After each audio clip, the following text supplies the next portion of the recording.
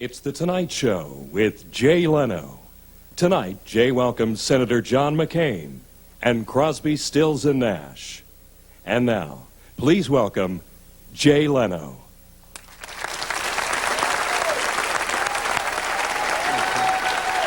Hi, everybody. How are you? How you doing?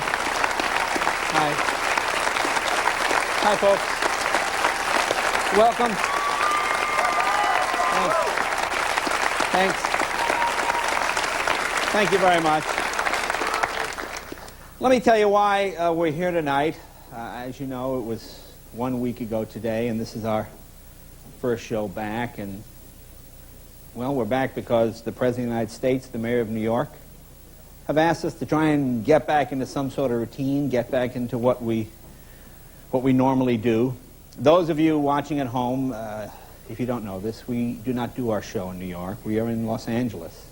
And although we've all seen these horrible, horrible images on TV, I can't imagine how horrible they must be in person. And for that reason, our prayers go out, of course, to the victims' families, and the incredibly brave men and women of the New York Police Department and Fire Department. To see 300 people literally march into a building with not much chance of coming out to save people they never even met. To see average Americans, I mean, just anybody here, fighting with terrorists on an airplane to protect that airplane from crashing into the capital of the United States. You know, we hear so much about the greatest generation, and these people are certainly the greatest people of our generation. It's just an amazing, amazing story. And, you know,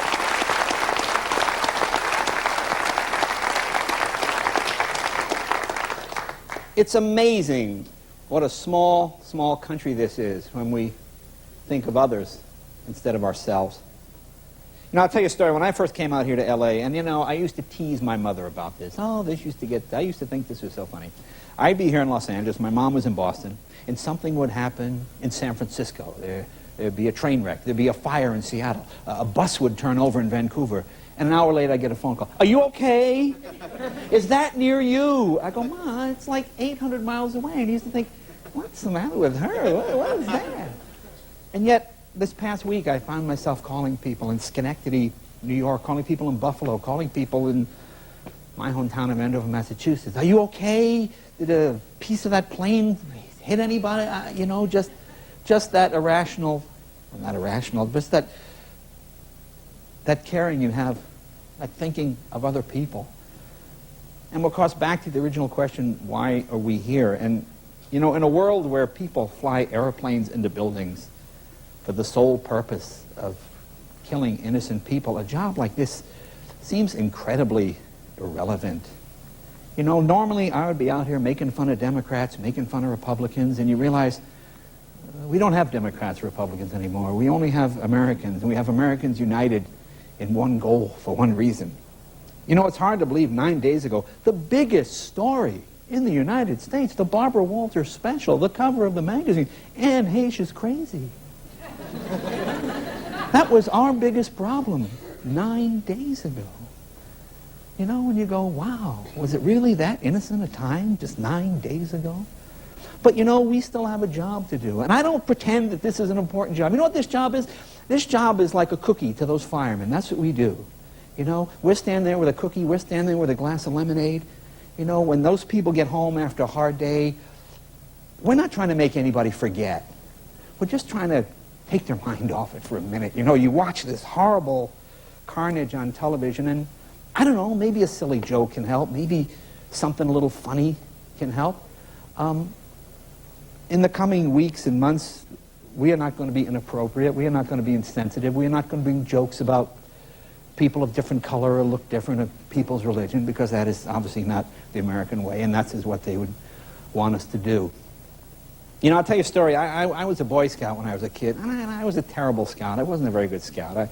I'm kind of dyslexic. If you've ever seen the monologue, you probably figured that out. And I wasn't big. You know, I'd make a sheep shank, you know, and I'd make the knot, and it would pull through. But I had pretty good teachers, and my scoutmaster's a pretty good guy, and he believed that, you know, every kid should get something. So at the end of the year, when we'd have the scout banquet, and they're handing out that corn merit badge, and the electricity merit badge. And at the end of the thing, he called me up and he said, all right, Leno, your job, and I was 12, this was a big job. He said, your job, you're going to be the troop cheermaster. Your job, when you see another scout that's a little depressed or a little upset, your job is to go over and tell that scout a joke or entertain him. And I thought, boy, that's a pretty good job. And I love doing that job. And through some bizarre twist of fate, it pays a lot better now than it did then. But something, it's the same, it's basically the same job. And like I say, I don't pretend that it's an important job, but we all can't be at the epicenter. We all can't be digging through the rubble because we're not there. But we can give blood, or we can tell jokes, or we can wash dishes, we can make sandwiches. There's stuff that we can do, President Bush has told us to go back to work, try to get back to our lives. And this is what we're trying to do here. I mentioned my dad once before when he passed away, and I haven't mentioned this since, but, my dad used to be a prize fighter, and he used to say, fight the good fight. And that's what this is, folks. This is the good fight. There is no ifs, ands, or buts. This is not, hey, maybe we did, maybe we did something that we didn't. We got sucker punched, and we got knocked down. But when we get up, we will get up. Our heads, folks.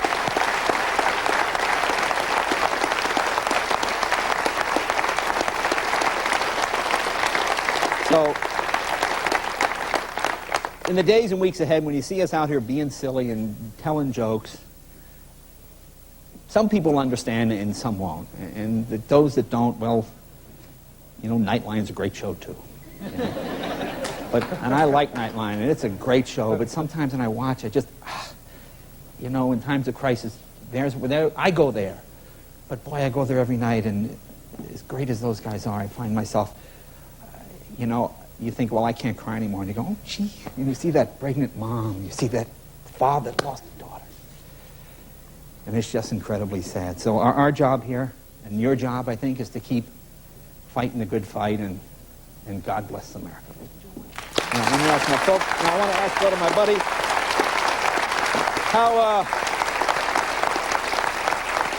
How you doing, Kev? I'm all right, getting through it like everybody. I want to tell folks, it's less than 2 weeks ago. I know your brother lives in New York, and right. He had a child. Your parents became grandparents for the first time. Are they near there? Were they? Yeah, they're near there, and I actually have two brothers that were near there, and it took us a couple days to get in touch with everybody, and it was really, I'm sure some of the other people in the band, that are from New York had the same, fear. So just those 2 days of not knowing or what's going on and trying to call, but the phone lines are all crammed and everything, it was very deep. I'm sure a lot of people going through the same thing, and it kind of, I'm still not really all together yet from going through the whole thing. Now, I know your dad, of course, is deacon of the Mount Airy Baptist Church. Yeah, I always teach about the Mount Airy Baptist Church. Right. And actually, he led the prayer service on Sunday. He teaches Sunday school, and this time he led the whole church in a prayer. And it was really about, I talked to him about it. We had a long conversation about this whole thing. And he was telling me about how his prayer was about America coming together as a community and being responsible for the community we've created from all different kinds of people and different colors of people. We're responsible for everybody being together in this country, but if we come together and we can pull each other through it and be responsible for each other and take care of each other, so he kind of laid that on me. Tonight, you have a bigger pulpit than he does. That's absolutely right. Okay. Folks, let me tell you what we have for you tonight. We have one of the most thoughtful and decent men I could think of to have for our first night back. Senator John McCain is with us tonight. Also,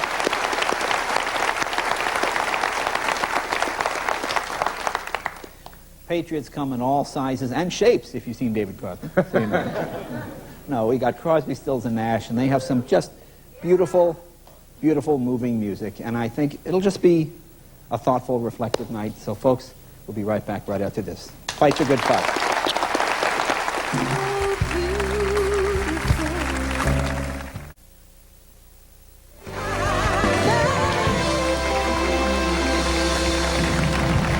Welcome back.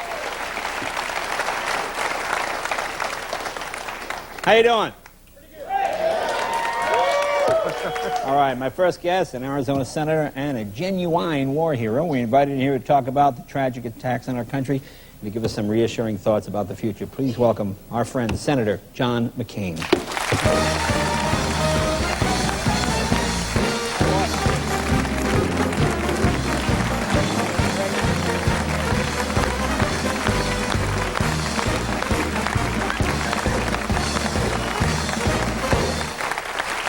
First off, thank you so much for coming. How you holding up? You doing okay? Good, thank you. I'd like to thank you for that wonderful rendition of my favorite song. Really, wasn't she marvelous? Yeah, yes, Wasn't she was. she just, Vicky sang during the commercial Just break marvelous. there. So just Vicky's great. marvelous? Can I ask you just right there, where were you when this happened? Where were you when this? I was in the Senate office building in the Capitol, and saw it on television, just as so many other Americans did.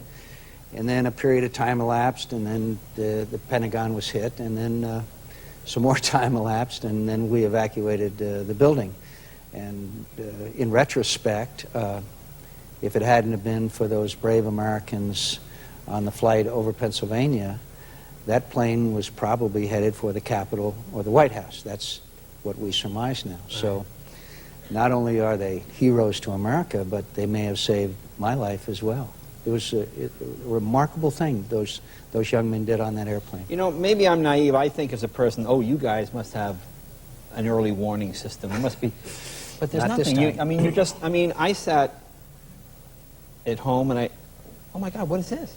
And you're the same. I mean, there's nothing. There's not I mean, this sounds silly. A red light that comes on and says, oh, we have. I mean, you just. I'm sure there may be in the future, but I don't think that anyone anticipated this kind of attack. No one anticipated that they would very intelligently set up this many-year-long program, training people to fly airplanes and to infiltrate in a way that we did. Our standard biography or resume of a terrorist was some young teenager who came from an impoverished place, say in Palestine, and was going to be a martyr. These people were 40 years old, in their 20s. They were educated people. So we're going to have to change that whole concept too. But I do want to say one thing at the outset, and I think it's important.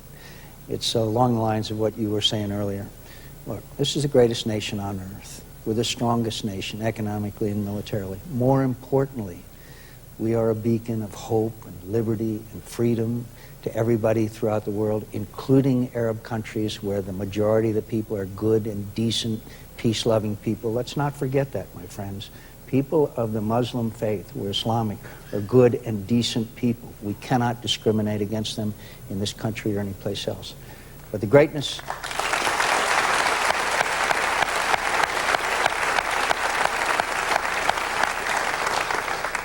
No nation in the world would react with the nobility that this nation has reacted with.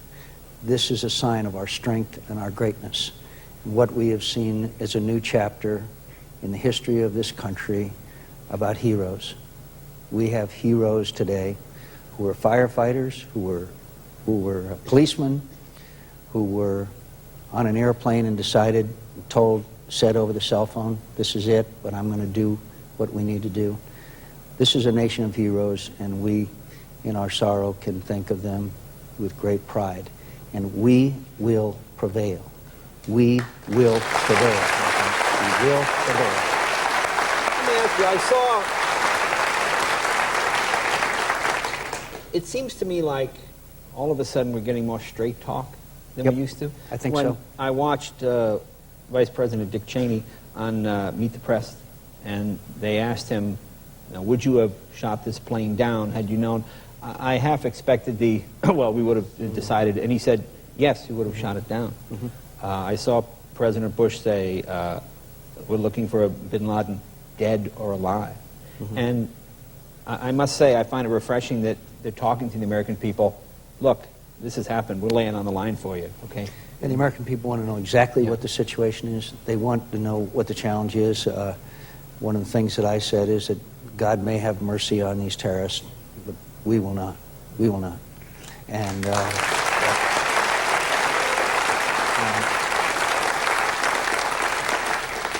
the President has the support of all of the American people. We are behind him. We support him. He has the strongest foreign policy, national security team that we've ever had. I have complete and total faith in Colin Powell, a truly great American. But more, we have men and women in the military who are highly trained and highly skilled. And one of the interesting and uplifting things that's happened in the last few days, more and more young people, men and women, have gone down to volunteer to join the armed services. It's really remarkable. I mean, I imagine, because I was thinking about you earlier today, and I said, you were in an unpopular war. And I remember when a lot of you guys came back, the best you got was indifference, and the worst you got was literally spat upon. So it must be a great source of pride. You know, I saw a kid on Melrose Avenue where we go and we talk to these people in the walk-arounds, which seems like 100 years ago. You know, purple hair, thing through the nose, spike, but he's carrying a flag, and he's waving at the crowd, and I go, when does that happen? You know, I mean, that's It's United America. And I don't think there's any doubt that as opposed to the Vietnam War, Americans, or even the Persian Gulf War. Remember there was divisions within America about the Persian Gulf War? Yeah. There's no divisions here. Right. There's no divisions. There is no partisanship. There is no party lines. We're all Americans, and we all support the president, and we all know we've got a job to do. But what the president and I and others need to tell the American people, we've got to have patience. We have to have patience here, my friends. This is an elusive enemy. We could launch some cruise missiles tonight and watch it on CNN and see there's some spectacular fireworks, etc. We've tried that in the past. It hasn't worked. It hasn't worked. We're going to have to exercise a broad range of military options, including the option of putting people in on the ground to do a certain job and take them out, our special forces type people. Right. So it's going to require some planning, and it's going to require some patience on our part. And remember, our motive is not revenge. Our motive is to keep this from ever happening again. That revenge is not really a too laudable an emotion, and it passes. Our emotion and our dedication should be that never again should innocent Americans' lives be taken. And it's going to take a lot of patience on our part. And how much... I'll tell you what, let's take a little break. More with Senator John McCain right after this. Be right back.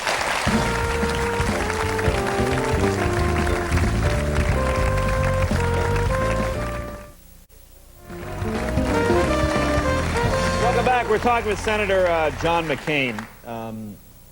President Bush said he wanted bin Laden dead or alive. Who exactly is this guy? I mean, we see the guy with you see the gun and he's got the beard. But I mean, what is his background? What is his? By the way, I talked to the president today, and I told him I was going on the show, and he said he thought that was good, and he thinks our nation needs some humor, and I think you can provide it to tell you the truth. Thank you. I hope he hadn't been watching the last couple of weeks. I think he can watch tonight. I think he's a good sport. No, he is a good sport. I'm not a good sport. Oh no, he goes. He was very touchy during the campaign. Hey, what was that? Bin Laden is an interesting individual, to say the least. He's Saudi Arabian. He came from a very wealthy family. He inherited $300 million. In the Afghan war, when the Russians occupied Afghanistan for 10 years and fought a losing war, which is a lesson to us about trying to occupy Afghanistan, he fought on the side of those who were fighting against the Russians, and he fought well. There's varying reports about how well, but then we aided him, didn't we? Oh, he was part of the team. He was part of the team, as well as the Pakistanis were part of the team and were very important. So after the war was over, he kind of went quiet, and then he was very offended that Americans were on Saudi soil, in his view, sacred Islamic soil, and he turned against us. Now, how were we on? You don't mean when we were protecting against the invasion? You mean because we had oil companies and things of that nature? No, because I think he felt that us having military presence in Saudi Arabia was somehow offensive to him. I don't understand his logic, but this was his logic. So he turned against us, and he developed a network that's worldwide and could be in a number of countries. And he has already been involved in several terrorist attacks. His fingerprints are on some of the others, as well as are some other countries in the region. So he is intelligent, he's clever, he has used money, and I believe other countries have assisted him in setting up this network, and he is dedicated to the proposition of our destruction. He must be punished, obviously. We hope that the Taliban would turn him over. I don't think they're gonna. But the Pakistanis are very important as far as their assistance is concerned. My friends, Afghanistan is a long ways away. It's 1,000 miles away from water. It's very difficult to get to. It's rugged terrain. The Russians were humiliated there. The British, a couple hundred years ago, were humiliated there. So it's going to be a tough one. And one other point I think is important to make here. Yeah. If Mr. bin Laden were sent to the United States for trial tomorrow, which would be wonderful, we would still have a challenge because there are numerous other terrorist organizations there that are doing the same thing. In Damascus today, there are headquartered a couple of organizations that are involved in and have been involved in terrorist attacks. And here's my criticism of our past policy. They bombed the Marine barracks in Beirut. We did nothing. They bombed the barracks in Saudi Arabia, killing 19 Americans. We did very little. The USS Cole in the port of Yemen they blew a hole in the side of it and killed some Americans. We did very little. We send cruise missiles and then we think everything's all right, or we try to bring them to trial. My friends, this time they've gone too far. This time we're serious. This time we won't quit until they are gone, completely gone from the face of the earth. Now, let me ask you, now,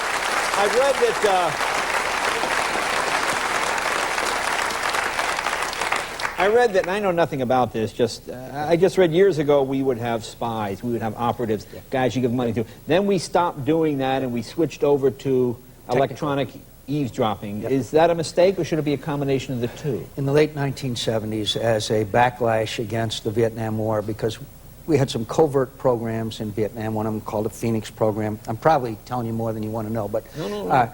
We had some programs in Vietnam that were very brutal, very tough, and there was a backlash. And we had some hearings in the late 70s, and they decided to do away with our, quote, covert human intelligence capabilities. Now, I understand that. I didn't agree with it at the time.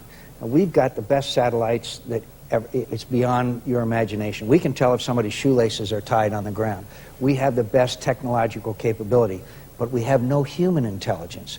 Only human intelligence can divine motives and intentions.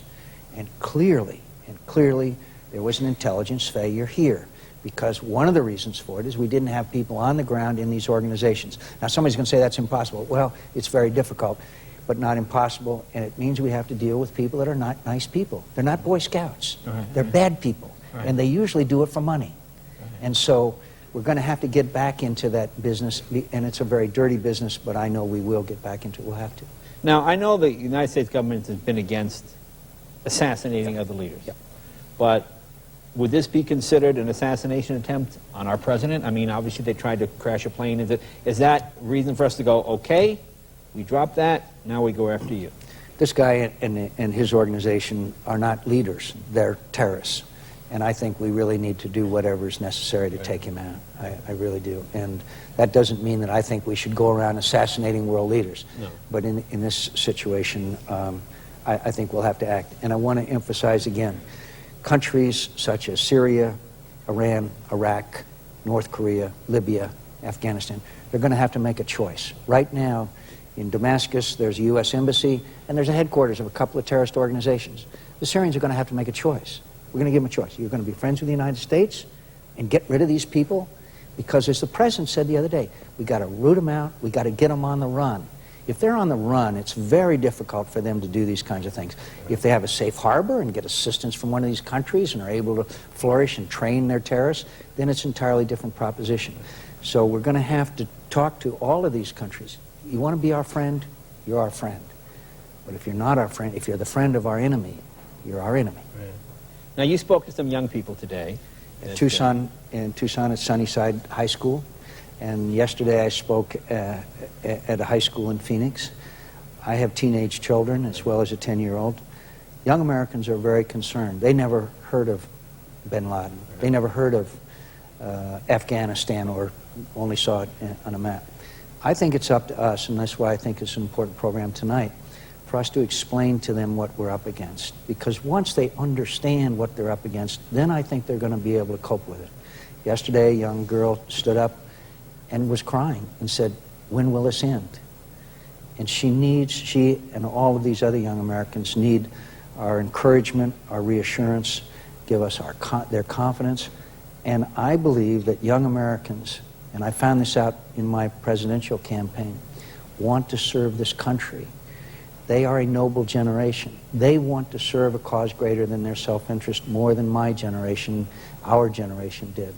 So it's important that we talk to the young people of America, and that's why this program, I think, is important tonight and others like it. And how can average people, what can we do? I mean, Live a normal life. Live a normal life. Their object, my friends, their goal was to destroy the American way of life.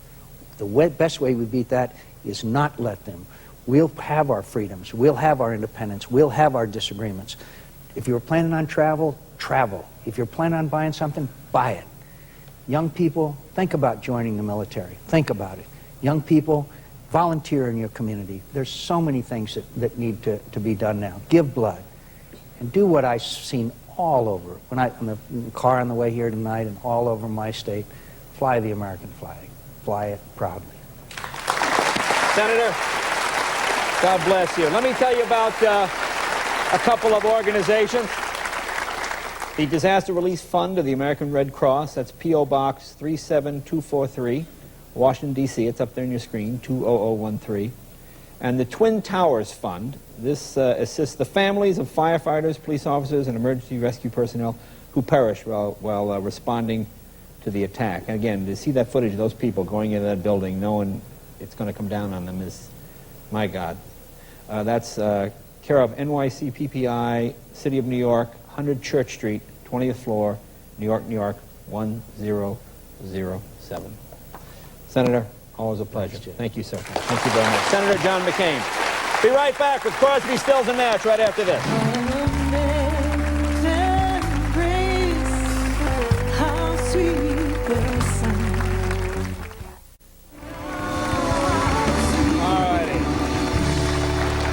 My next guests are in the Rock and Roll Hall of Fame. They're also all Grammy Award winners. Tonight they do what they do best. They're going to lift our spirits a little bit. Please welcome Crosby, Stills, and Nash.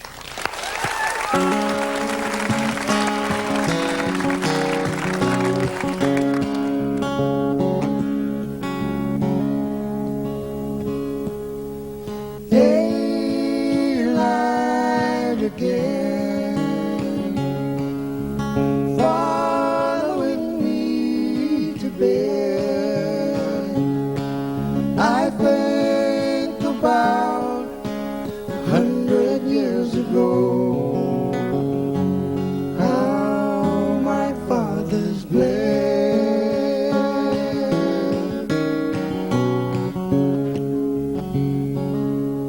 I think I see a valley covered with bones in blue.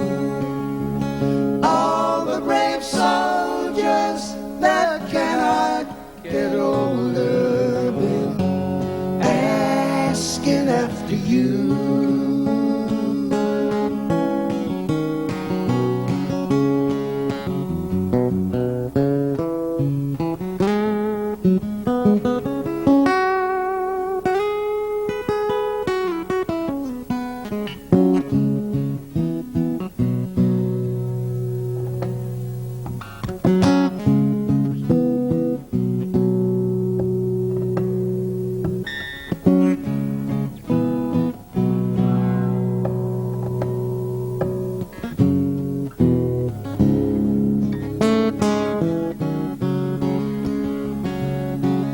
Can you hear the pastor calling from Armageddon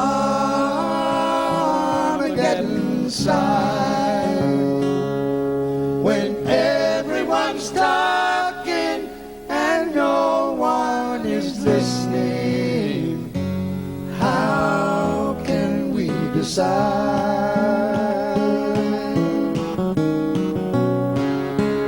Do we find the cause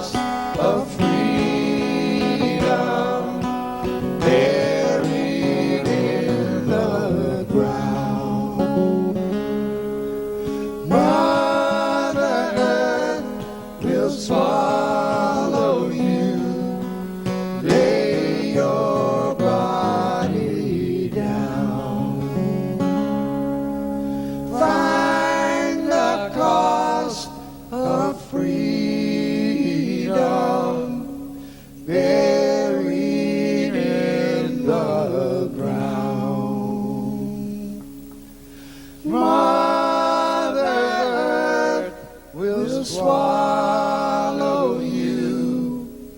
Lay your body down.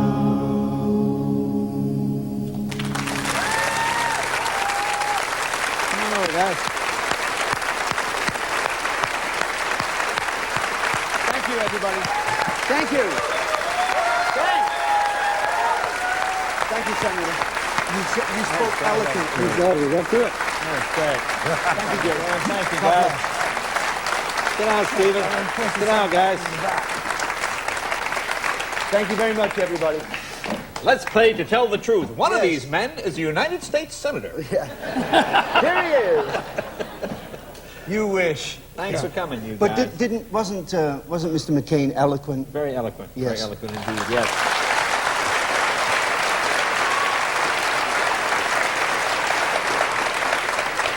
And I know you guys had concerns about coming, and I want to thank you also as well. I mean, it's hard to figure out when to come back and do this. Well, we thought very long and very hard about whether we should do the show, particularly the one at the Greek Theatre, because it was it had only been a couple of days since the attacks.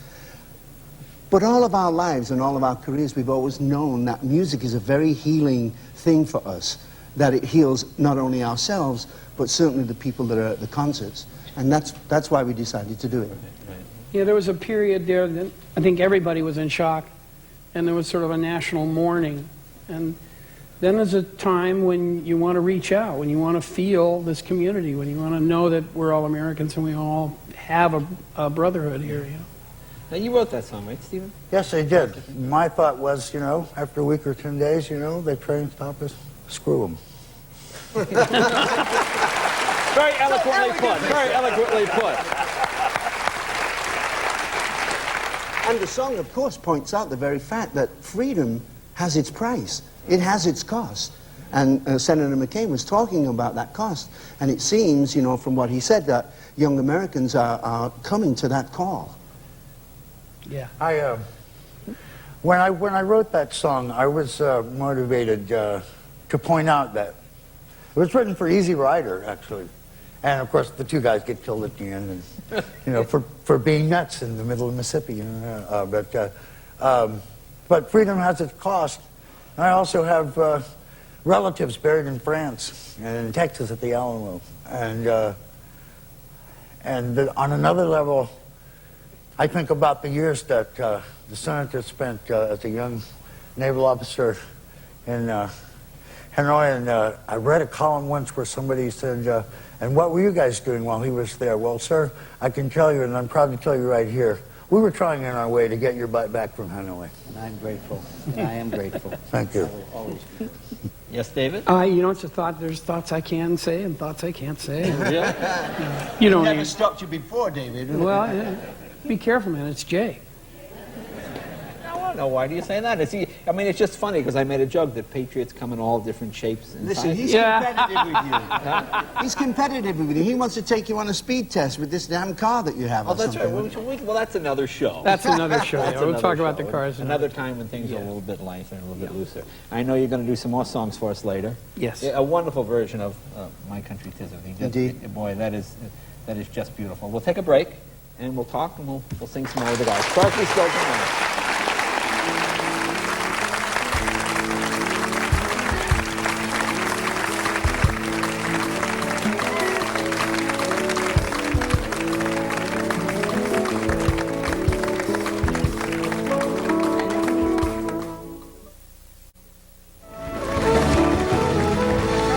Welcome back. Our guest tonight is Senator John McCain and Crosby, Stills, and Nash. Now, Graham, I know you were born in England, but you're a U.S. citizen. I am indeed, and I'm extremely proud to be an American citizen. And when did you become a citizen? Oh, let me see. It was so long ago I can't even remember now. Sometime in the early 80s. Okay. I used to think that, you know, I didn't want to criticize this country, which I've done many times, or praise this country, which I've done many times, without really being a part of it. I wanted to be a part of the social fabric of this country. And you wanted to pay taxes. Oh, yes. Hey, Oh, Pete's yeah, paying those English taxes. Oh, my man. Yes, it's a safe haven here, that's for sure. Now tell us about the song that you're going to do now. We have two more songs, but tell us this next one is kind of special. This is a song called Half Your Angels. I wrote it on behalf of the Oklahoma City bombing victims, especially the children. Because, you know, when that daycare center went up with the rest of the Murray building, it was tremendously sad to me that, you know, all those innocent lives had been lost. They had no clue what any of that was about and lost their lives on a very tragic day.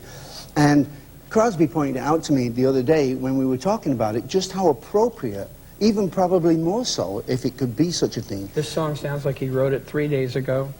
It's as appropriate to what's going on and how we feel in this country right now as Ohio was after the Kent State bombings, or shootings. It's to me, it's quintessential right now. Well, let's say, take a listen. You guys going to head You got over? it. Yeah. Crosby, Stills, and Nash.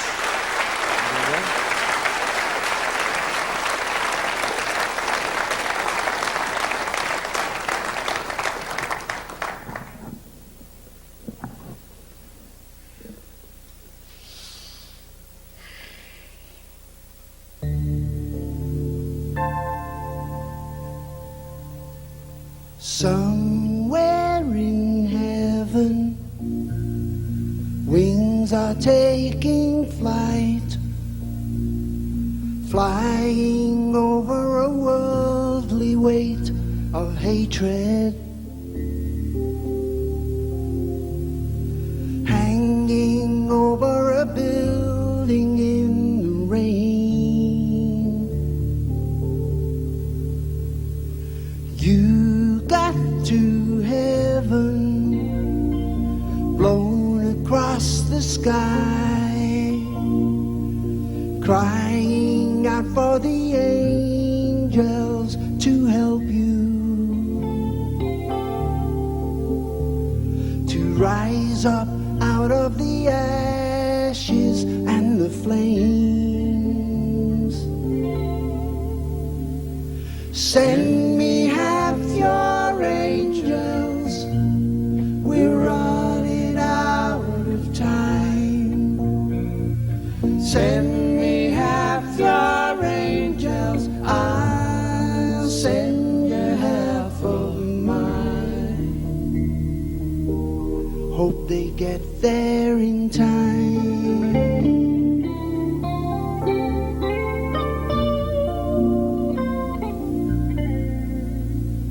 And far below your heaven, hearts are wondering why. Why would anyone hurt God's children? How could anyone harm them at all? And while you're in heaven, sleeping on the wind, ask your heart to forgive this evil. Ask your soul to forgive us all. Send me half your angels, we're running out of time.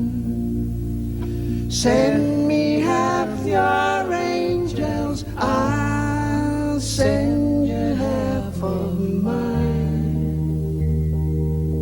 Hope they got there in time. Half your angels, goodbye.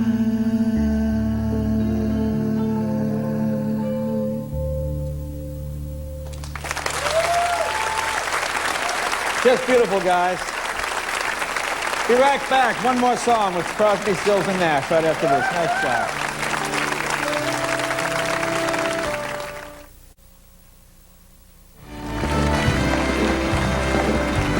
Once again, Crosby, Stills, and Nash.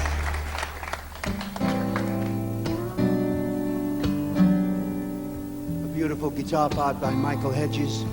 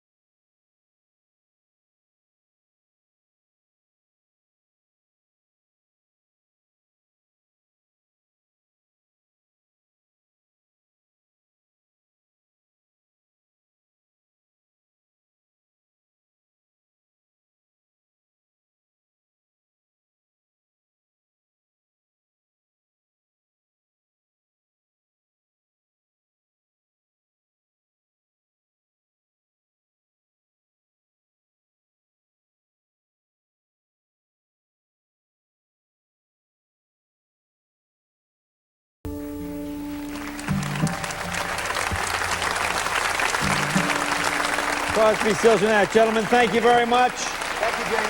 Senator John McCain.